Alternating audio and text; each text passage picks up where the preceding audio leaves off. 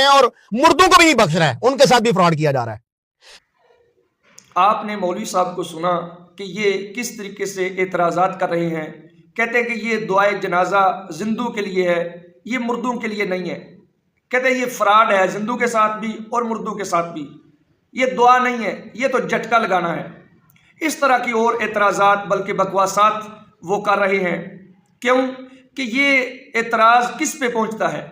یہ اعتراض نبی کریم صلی اللہ علیہ وسلم کی ذات گرامی پہ پہنچتا ہے۔ یہ ابن ماجہ میرے سامنے ہے، حضرت ابو ہریرہ رضی اللہ تعالیٰ عنہ کہتے ہیں کہ نبی پاک صلی اللہ علیہ وسلم جب جنازہ پڑھتے یقول اللہم اغفر لحینا ومیتنا وشاہدنا وغائبنا وصغیرنا وکبیرنا وذکرنا وانثانا اللہم من احییتہ منا فاحیہ علی الاسلام ومن توفیتہ منا فتوفہ علی الایمان اللہم لا تحرمنا اجرہ ولا تدلنا بعدا۔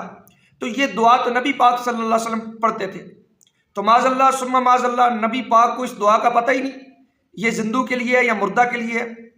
کیا وہ جھٹکا لگاتے تھے؟ کیا وہ فراڈ کرتے تھے معاذ اللہ ثم معاذ اللہ؟